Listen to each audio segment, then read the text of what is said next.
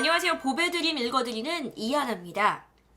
최근에 아들 둘을 혼자 키우며 열심히 살던 한 남자가 자신의 사업을 접으면서 보배드림에 글을 하나 올렸는데, 사업을 접은 게 아니라 솔직히 말씀드리면 망했습니다. 그런데 그 사업이 망한 이유가 자신이 사업을 잘못해서가 아니라 한 여자 때문이라고 주장합니다. 대체 어떤 여자길래 11년이나 해왔던 사업을 하루아침에 망하게 한 걸까요? 자, 보배드림에 올라온 해당 글부터 먼저 읽어봅니다. 저는 병신입니다. 50을 바라보는 나이에 자신의 감정을 추스르지 못하고 끝내 인생을 망쳤습니다. 몸과 마음은 모두 병들었습니다. 이제 아무것도 의미를 못 느낍니다. 하소연 한번 하고 모든 걸 다 포기합니다. 1년 안에 이 남자의 몸은 이렇게 변합니다. 위쪽에 있는 사진은 아이 둘의 아빠라고 하기에는 몸매가 좋아요. 그런데 아래쪽은 대체 이 남자에게 무슨 일이 있었던 걸까요? 저는 웨딩 컨설팅업을 합니다. 이제 다 끝났으니까 이름 노출하겠습니다. 골뱅이 웨딩클럽입니다. 네, 웨딩 컨설팅 업체 이름이 골뱅이 웨딩클럽이에요. 그런데 결혼식이 끝난 한 고객이 끝난 후에 컴플레인이 들어왔어요. 신랑이나 신부가 컴플레인을 건 게 아니라 신랑의 누나가 컴플레인을 겁니다. 자, 애초에 이 커플은 어떤 걸 요구했냐면, 우리 커플은요 웨딩 촬영 안 할 거예요. 웨딩 드레스는 미국인 신부가 준비할 거예요. 그 결혼식을 돕는 헬퍼도 신랑의 누나가, 그러니까 본인이 직접 하면 돼요. 그러니까 결혼식 사진을 찍는 원판, 그러니까 이게 뭐냐면 결혼 사진은 두 종류가 있어요. 결혼 전에 찍는 사진이 있고 웨딩 사진, 그리고 결혼식 당일날 결혼식장에서 사진을 찍어주는 사람을 원판이라고 하는데, 이 결혼식 당일날 원판과 메이크업만 소개해달라고 컨설팅을 요청했던 커플이에요. 그래서 컴플레인이 들어오니까 원판이 잘못됐나 해서 원판 업체에 이 사장님이 연락을 합니다. 그래서 잘못됐다는 사진을 확인해 봅니다. 원판 사장님의 말씀을 포함해서 그 사진이 잘 됐는지 잘못됐는지는 제가 거론하지 않겠습니다. 사진이 잘 됐다 잘못됐다는 주관적 영역이니까요. 어쨌거나 신랑 누나가 사진을 마음에 들어하지 않았습니다. 이거 되게 좀 여기서부터 기괴하지 않아요? 보통은 결혼식 당일 사진은 신부나 신랑이 컴플레인을 걸잖아요. 그런데 신랑의 누나가 컴플레인을 겁니다. 그 누님의 요구사항대로 구도, 밝기 등 원본 전체 수천 컷을 모두 수정해서 앨범을 제작해서 출고했어요. 그런데 이번에는 앨범 재질이 마음에 안 든다면서 본인이 직접 앨범의 재질을 선택해서 이렇게 제작하라고 요구합니다. 그리고 출력할 종이의 재질까지 지정을 합니다. 원판 사장님은 그분의 요구를 모두 다 맞춰드렸어요. 자, 앨범이 마음에 안 들어요. 앨범 종이 질이 마음에 안 들어요. 된 거야. 그래서 요구까지 다 맞춰줬어요. 그리고 7개월이 흐릅니다. 어느 날 새벽 큰일 났다면서 전화가 와요. 출근을 해보니 수십 통의 전화가 걸려왔어요. 그 신랑 누나가 이틀에 걸쳐서 대형 웨딩 카페 등 여러 곳의 커뮤니티에 골뱅이 웨딩클럽을 그대로 상호명을 쓴 채로 형편없는 업체라는 장문의 글을 올립니다. 그리고 그 글의 내용에는 증거라고 하면서 앨범에 들어가지도 않은 원본 중 건질 수 없는 사진, 우리가 흔히 그걸 NG컷이라고 하잖아요. 이 사진 안 쓸게요 하는 그 NG컷을 앨범에 마치 들어간 사진인 것처럼 거짓으로 첨부합니다. 야, 이거는 업체에 타격이 되게 크죠. 그러면 이제 그 글을 본 사람들은 댓글로 어떻게 이런 걸 원본 컷으로 올릴 수가 있어요? 어떻게 이런 걸 앨범에 올릴 수가 있어요? 하면서 그 업체 골뱅이 웨딩클럽 안 되겠네요 할 거 아니에요, 여러분. 반응이. 그런데 사실은 그게 앨범에 들어간 사진이 아니라는 거야. 여기서부터 이제 그 누나의 잘못이 시작된 거예요. 문제는 신랑 누나의 글은 수천 건의 조회수, 수백 건의 댓글이 달려 있었고, 다른 관련 게시글들에도 수많은 댓글이 있었어요. 그리고 그 누나도 적극적으로 댓글에 대응합니다. 그 업체 너무해요. 너무 별로예요. 막 이러면서. 심지어 그 골뱅이 웨딩클럽에 기존으로 계약했던 사람들한테 쪽지도 보내요. 몇 명인지 확인이 안 되겠죠. 왜 그걸 어떻게 알았냐면 결혼식을 그 골뱅이 웨딩클럽의 컨설팅을 통해 진행 중인 신부가 연락이 와요. 어머, 저 쪽지를 받았는데요. 이런 사람이 있어요. 빨리 조치 취하셔야겠는데요. 라고 회사로 전화를 한 거예요. 네이버에 회사명을 검색하면서 PC와 모바일 모두 그 누님의 게시글이 최상단 1, 2, 3, 4번 순으로 나열돼 있었습니다. 후회되는 골뱅이 웨딩클럽. 그러니까 네이버에다가 골뱅이 웨딩클럽이라고 치면 최신 글이 뭐가 뜨냐면 후회되는 골뱅이 웨딩클럽, 형편없는 골뱅이 웨딩클럽, NG컷으로 앨범 제작해주는 골뱅이 웨딩클럽, 황당한 업체 골뱅이 웨딩클럽, 해탈한 업체 골뱅이 웨딩클럽.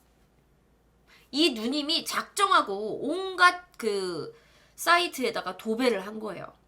기존 계약자분들은 계약을 파기했고 아무런 영업도 할 수가 없었습니다. 회사가 초토화됐습니다. 게시글 내려달라고 전화를 드렸습니다. 컴플레인에 대해 원하시는 대로 사후 처리를 다 해드렸고 결혼식이 끝난 지 7개월이 지난 시점에 왜 그랬는지도 여쭤봤습니다. 자, 이 누나의 이유가 되게 신기해요. 컴플레인도 조치해줬어. 그리고 무려 7개월이나 지났어. 그런데 왜 그랬느냐? 골뱅이 웨딩클럽이 그 이후에 인테리어를 새로 한 게 문제래요. 이상한 이유죠. 보세요. 아니, 내 남동생의 결혼식을 망쳐가지고 지금까지도 우리는 고통받고 있는데 어떻게 당신은 회사 인테리어를 고칠 수가 있죠? 이게 그 누나의 이유예요. 어? 그러니까 회사 인테리어를 고친 게 거슬린다는 거야. 우리는 그 앨범 때문에 너무 고통받고 있는데 아니 신랑도 아니고 신부도 아니고 신랑의 누나가 결혼식 당일 원판 사진에 앨범도 다 맞춰서 요구대로 해줬는데 왜 눈물을 흘리며 고통받는 걸까요, 여러분? 재밌습니다. 얼마 전 부동산을 처분하고 아파트 전세 대출로 받은 2억 원까지 제가 가진 전 재산을 투자해서 인테리어 공사를 했습니다. 그런데 그 인테리어 공사한 걸 이 신랑 누나가 인터넷에서 본 거예요. 그러면서 신랑 누나가 하는 말이 골뱅이 웨딩클럽 돈 주고 게시글 내려달라고 많이 하셨다면서요? 라고 이야기했대요. 이상한 느낌이 들어서 통화를 마쳤습니다. 주위에서 민형사 고소를 하라고 했지만 저는 사실 이 부분에서 좀 마음에 안 들었어요. 이 사람도 회사의 대표이자 두 아이를 키우는 한 집안의 가장이잖아요. 본인의 회사에 큰 타격을 입을 것 같고 본인의 회사에 타격을 입으면 본인이 데리고 있는 직원들의 생계에도 문제가 생기고 아이들의 생계에도 문제가 생기면 저는 발빠르게 민형사상 고소를 해서 조치를 취해야 한다고 생각하는데 이 사람은 이 상황에서 그런 조치를 취하지 않습니다. 병신 같은 저는 사실 여부를 떠나서 고객과 논쟁을 하거나 심지어 법적으로 대응하는 것은 옳지 않다고 생각했습니다. 네이버에 명예훼손으로 게시글을 내려줄 것을 요청해 글이 내려갔지만 곧 바로 다시 게시가 됐습니다. 그리고 그 누님에게 카톡이 왔습니다. 5분 만에 다시 게시가 되던데요. 크크크크. 와. 그 누님이 네이버 측에 이의를 제기했던 모양입니다. 그때부터 악몽이 시작됐습니다. 회사가 걷잡을 수 없이 망해갔습니다. 전화를 드렸습니다. 회사가 망해가니까 제발 게시글을 내려달라고. 하지만 누나는 전 게시글 내릴 생각 전혀 없어요. 그리고 없는 사실 얘기한 것도 아니잖아요. 이거 문제될 것도 없어요. 그리고 저는요 이제 원판 사장님은 용서가 돼요. 왜냐고요? 저한테 게시글 내려달라는 전화 한 번도 안 했잖아요. 그런데 골뱅이 웨딩클럽 사장님은 용서가 안 돼요. 왜냐고요? 게시글 내려달라는 전화를 하셨잖아요. 여러분 지금까지 이 누나의 논리가 이해가 되세요? 인테리어를 바꾼 게 빡쳐서 게시글을 7개월 지나서 올리고 게시글을 내려달라고 전화를 했기 때문에 용서가 안 되고 되게 이상한 정신세계라고 저는 생각을 합니다. 자, 저의 주관적인 판단은 좀 미루어두고 좀 더 넘어가 보겠습니다. 네이버에서 그 누님의 게시글 순서를 내려보려고 직원들이 다른 카페에 글을 올렸습니다만 그 누님에게 다시 카톡이 옵니다. 게시글 올리지 마세요. 카페 운영진한테 다 신고했어요. 게시글 다 삭제됐어요. 그리고 제가 다 지켜보고 있거든요. 계속 해보세요. 계속 신고할 테니까. 그러니까 그 회사 직원분이 그 회사 직원들이 이제 그 카페에 아닙니다 골뱅이 웨딩클럽 좋은데요 하고 글을 올린 거야. 근데 그 누님이 나름 그 카페에서 인기글도 있고 하니까 카페 운영자한테 신고한 거죠. 그거 업체에서 도배하는 거예요. 내려주세요. 이런 식으로. 그분의 게시글과 새로 달리는 그분의 댓글들을 바라보며 지옥 같은 날들이 흘러갔습니다. 그리고 다시 전화를 드렸습니다. 제발 살려주세요. 무릎 꿇고 빌게요. 저 홀압이고요. 아이 둘과 어렵게 살고 있어요. 제발 제가 제 아이들 키우면서 함께 살 수 있도록 아량을 좀 베풀어 주세요. 라고 빌었습니다. 그러자 누나가 이렇게 얘기해요. 그거 내 알 바 아니에요. 그리고요. 사업이 감정에 호소할 일인가요? 지금까지 그런 식으로 사업하셨어요? 이렇게 한 남자를 구석으로 몰면 안 되는데. 자, 그렇게 50일이 흘렀습니다. 한 달 반이 흐른 거예요. 회사는 이미 끝났습니다. 울분을 참고 다시 전화를 드렸습니다. 이대로 폐업하는 걸 원하는 게 아니라면 무엇이든 들어드리겠다. 동생분께 국내에서 가장 비싼 스튜디오에서 웨딩 촬영 진행해 주겠다. 그리고 원판 사장님께 부탁드려서 별도로 야외 촬영도 진행해 주겠다. 이렇게 그 사장이 제안을 해요. 7개월에다가 한 달 반에다가 거의 뭐 1년이 지난 원판을 다시 찍어주겠다고 한 거죠. 그러자 이 신랑 누나가 알겠다. 약정서를 받아야겠으니까 당신과 원판 사장님 둘이 문서를 만든 다음에 각자 날인을 해서 이미지를 보내라. 그래서 이 골뱅이 웨딩클럽 사장이 원판 사장도 오라고 해서 둘이 같이 내용을 작성하고 각자 사인을 해서 사진을 보냅니다. 그리고 원판 사장이 그 자리에서 이런 얘기를 해요. 결혼식 날 사진을 찍으셨던 여성 작가는 그 누님의 도배글을 다 읽어보고 참을 수 없는 분노와 일에 대한 회의감을 느껴서 일을 그만둡니다. 이미 원판 쪽은 초토화된 거예요. 그리고 원판 사장님 자신도 같은 이유로 일 그만둔다고 합니다. 하지만 이 골뱅이 웨딩클럽 사장이 설득해요. 그러지 마세요. 다 끝났어요. 그런데 그 사진, 그 약정서 사진을 받아본 이 신랑 누나가 문구가 마음에 안 들어요. 제가 수정한 다음에 답신할게요. 라고 연락이 옵니다. 그리고 다음날 아침 이 골뱅이 웨딩클럽 사장이 분노합니다. 저는 태어나서 가장 극한 감정을 느꼈습니다. 그런 감정은 평생 느껴본 적이 없습니다. 차에 들어가서 창문을 올리고 차를 부수며 괴성을 지르며 울었습니다. 손이 부러졌습니다. 아까 손이 부러질 만큼 이렇게 차를 부시면서 운 거야. 제 울음은 이제 큰일 났다는 그런 의미가 아니었습니다. 사리를 느꼈습니다. 그 누님이 자신이 쓴 모든 게시글을 수정했습니다. 어떻게 수정을 했냐면 약정서를 받았잖아요. 이제 그동안 문제가 됐다. 골뱅이 웨딩클럽 별로예요 했던 글에다가 뭐라고 글을 올렸냐면 골뱅이 웨딩클럽 가로 열고 이 골뱅이 웨딩클럽 사장이 하도 골뱅이 웨딩클럽을 갖고 딴지를 거니까 회사 이름을 바꿨을 거 아니에요. 그 바꾼 회사 이름까지 거기다 글에다 쓴 거야. 이제는 예전 회사명, 바뀐 회사명 무엇을 검색해도 PC와 모바일 상위 1, 2, 3, 4번이 모두 그 누님의 게시글이었습니다. 아니 약정서를 보내라고 해서 약정서 보냈더니 글을 이렇게 바꿉니다. 가슴이 터질 것 같았습니다. 밤을 꼬박 새우고 아침이 되길 기다렸다가 짧은 카톡을 드렸습니다. 왜 그러셨나요? 그러자 답장이 왔습니다. 어따 대고 아침부터 윽박을 지르세요. 하루도 못 참는 사람이 무슨 사업을 해요? 그런 마인드로 직원들 통솔은 되나요? 지금 읽는 저도 좀 화가 나네요. 죽고 싶었습니다. 지나가는 차에 뛰어들어 죽으면 그분이 무슨 행동을 본인이 하고 있는지 조금은 뜨끔하지 않을까 싶은 충동이 일어났습니다. 감정을 도저히 추스릴 수가 없었습니다. 그리고 늦은 밤 카톡이 왔습니다. 아무래도 사장님이랑은 대화가 안 되니까요. 돈으로 주세요. 결국 바라는 건 돈이었네요. 합의금이 얼마냐 여쭈니 계속 단어 선택이 마음에 안 드는데 단어 선택 좀 똑바로 해주세요. 하고 정확한 금액은 말씀을 안 하셨습니다.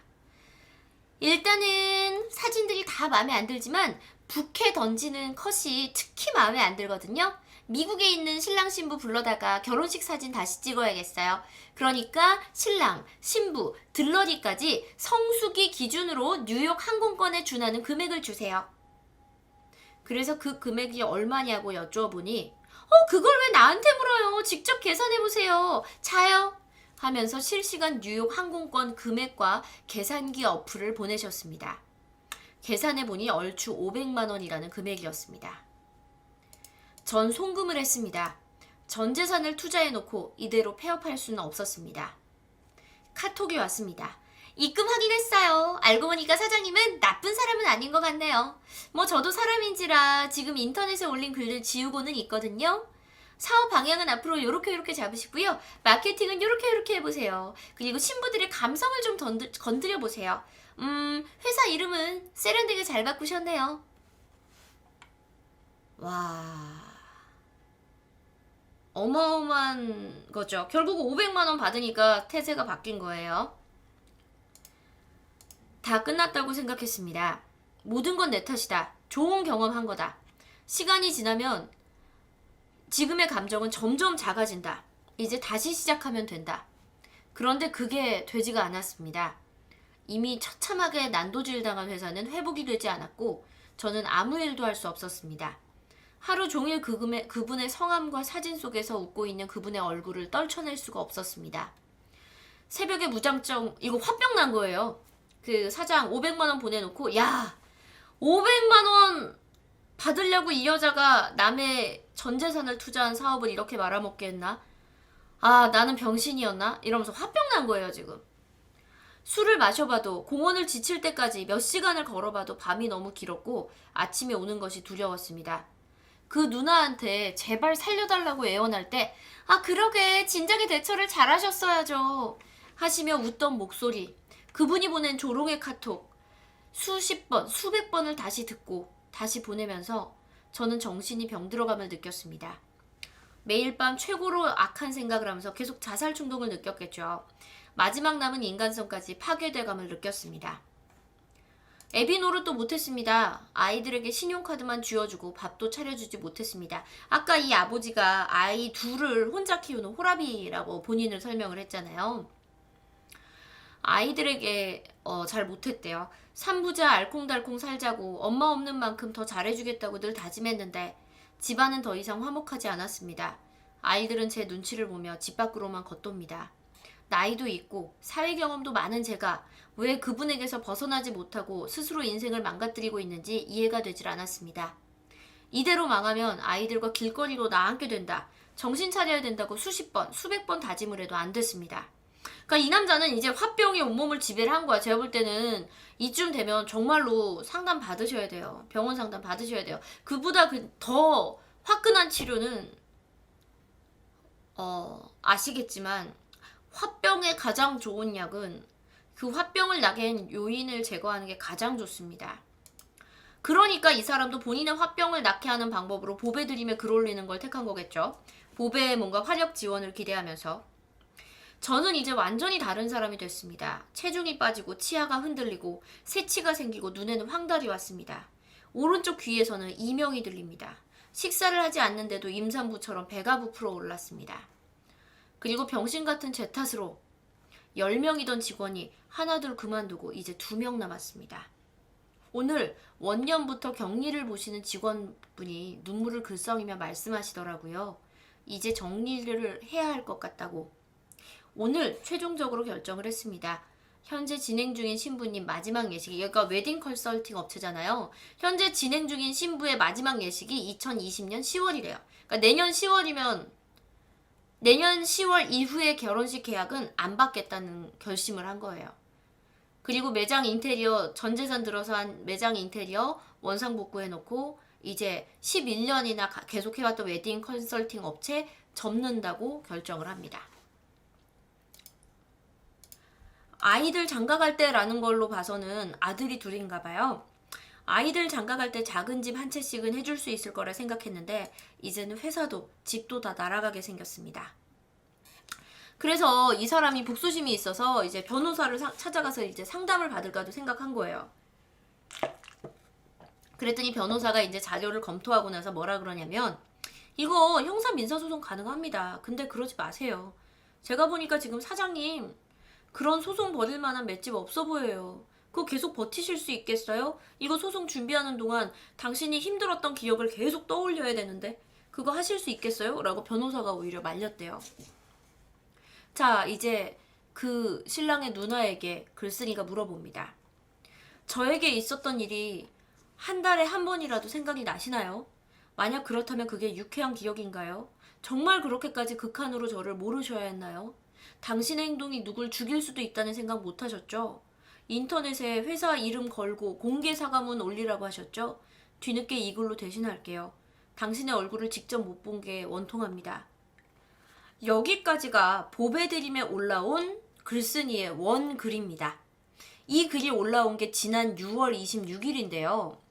이때 글쓴이는 글을 올리면서 몇 번이고 목숨을 끊으려고 했었대요. 하지만 이 왼수는 갚아야겠다 이런 생각이 들어서 목숨 걸고 얼굴 그리고 연락처 등 본인의 신분을 공개하고 글을 올리기 시작을 합니다. 뒤이어서 글이 계속 올라왔거든요. 이게 증거 자료를 안 올려서 의심된다, 이거 주작 아니냐, 이런 댓글들이 되게 많이 달렸었어요.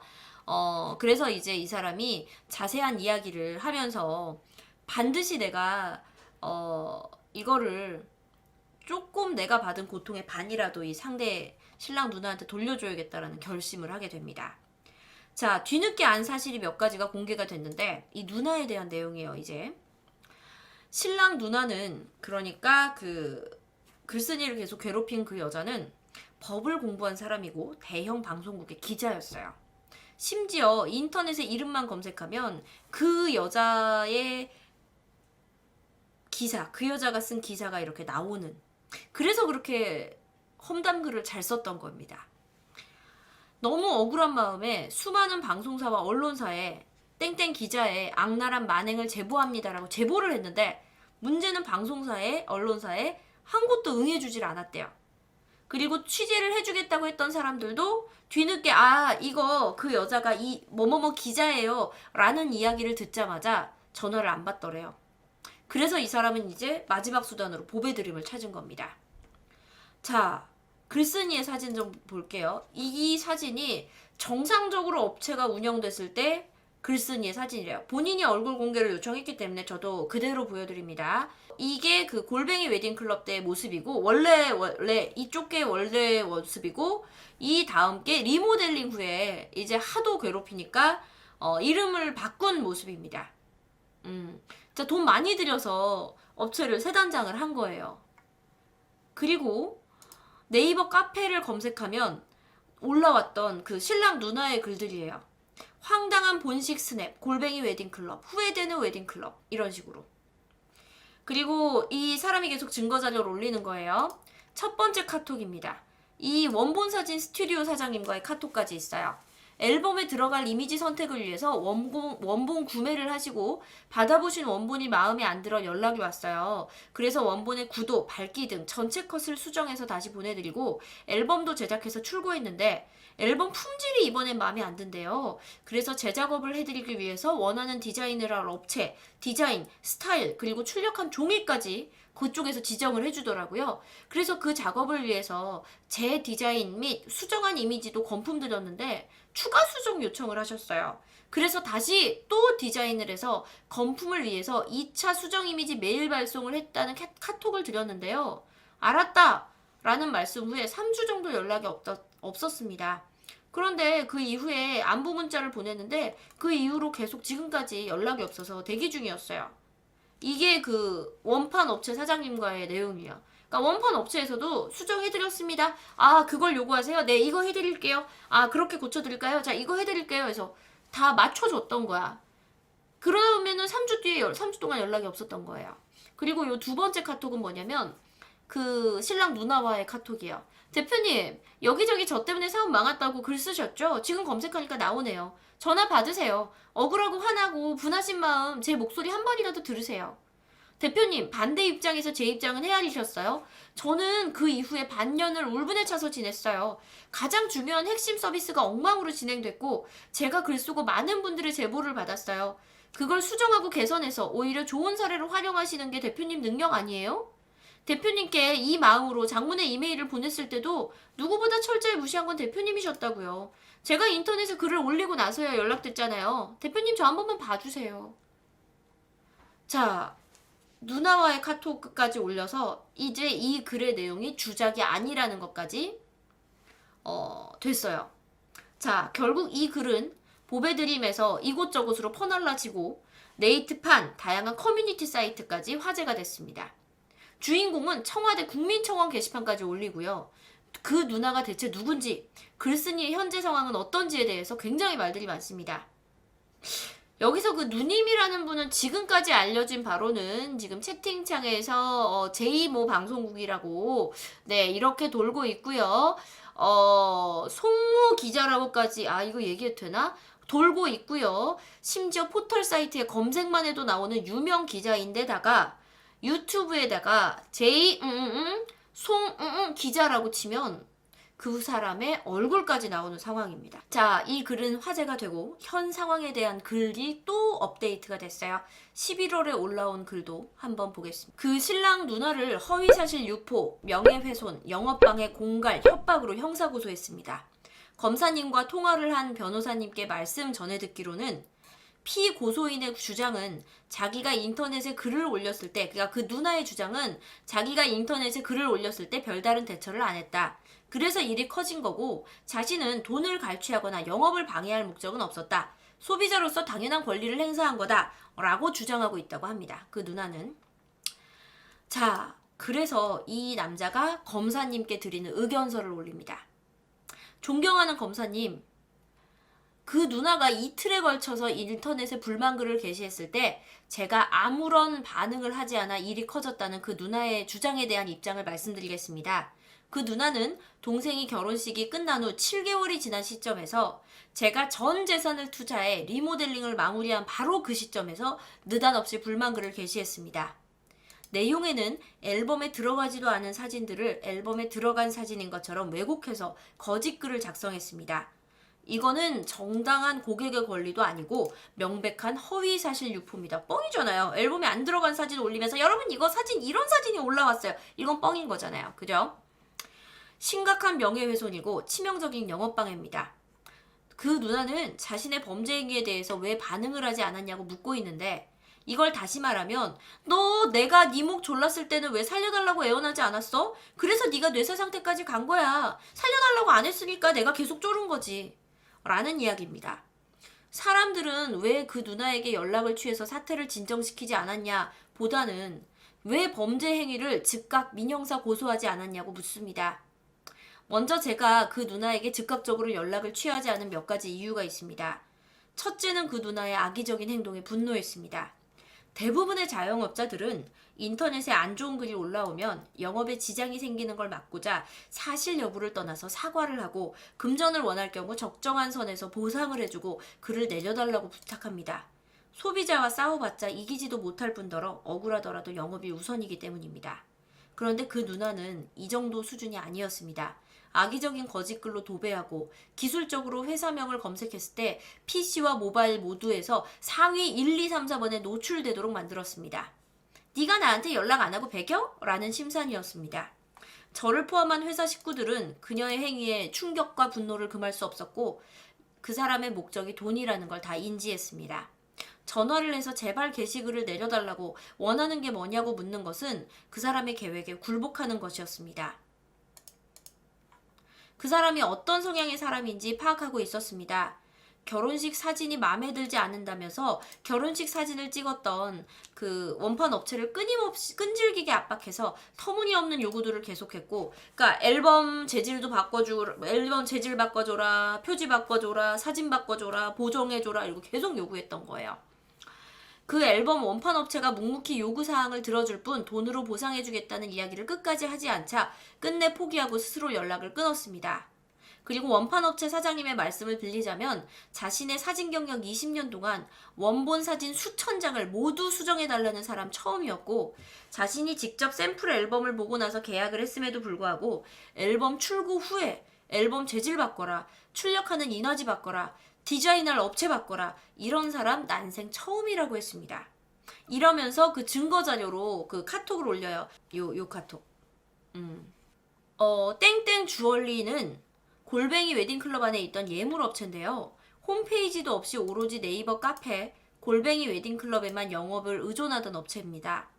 그런데 이 누나는 그 웨딩 업체 사장님, 주얼리 사장님의 말투가 불쾌해서 계약을 하지 않았다는 글을 네이버 카페 골뱅이 웨딩클럽에 버젓이 올립니다. 땡땡 주얼리의 계약자, 가망 고객, 그 고객들한테 다 노출되잖아. 그래서 영업에 큰 지장을 받았죠. 그래서 이 주얼리 사장님도 어처구니 없어서 분노했지만 대응을 안 한 거죠. 왜? 그런 악의적인 사람한테 구걸하고 싶지 않았던 거야. 그래서 그 주얼리 관련 게시글도 증거자료로 제출을 해요. 자, 악의적인 계획에 굴복하지 않고 자체적으로 문제를 해결하려고 했던 거예요. 네이버에 명예훼손으로 신고를 했어. 그런데 네이버에 그 누나가 다시 재게시를 요청해. 직원들이 그 글을 밀어보려고 탑카페에 글을 올렸어. 그랬더니 그 누나가 다 신고해버려. 결국은 굴복해서 연락했어. 아무리 애원을 하고 약정서를 만들어도 안 돼. 심지어는 약정서를 보낸 그날 비주엠 블랑이라고 새로 바뀐 회사명도 공개해버려. 그래서 이제 그 누나의 악랄한 그 글에 비주엠 블랑 검색해도 그 글이 떠버려. 자, 땡땡은 사진을 찍고 제작한 그 업체가 아니라 골뱅이 웨딩클럽을 문제 삼았습니다. 보통은 결혼식 사진이 마음에 들지 않으면 해당 원판 업체를 대상으로 글을 게시하는데, 돈 준다는 이야기를 끝까지 하는 원판 업체가 아니라 자신의 게시글로 큰 타격을 받을 수 있는 골뱅이 웨딩클럽을 타깃으로 삼았습니다. 그것도 자신의 결혼식도 아니라 남동생의 결혼식 사진을, 불만에 대해서 사후 조치를 다 받았음에도 불구하고 결혼식 끝난 지 7개월이 지난 시점에, 심지어 전 재산을 투자해 인테리어를 마무리한 시점에 이 글을 올렸다는 건 그 사람의 목적이 뭐였는지를 적나라하게 보여줍니다. 그리고 그 사람은 심지어 법을 공부했어요. 기자 생활도 오래 했어요. 자신의 법 지식과 기자 생활로 익힌 능력으로 집요하고 악랄하게 영업을 방해했어요. 검사님, 이 사람 처벌해 주세요. 이 사람이 한 행동은 식당 간판 바로 아래에다가 이 집 맛없어요 라고 현수막 걸어놓은 것과 마찬가지예요. 회사는 망했어요. 집안은 풍지박살 났어요. 제 인생도 망했어요. 이 사람 처벌해 주세요.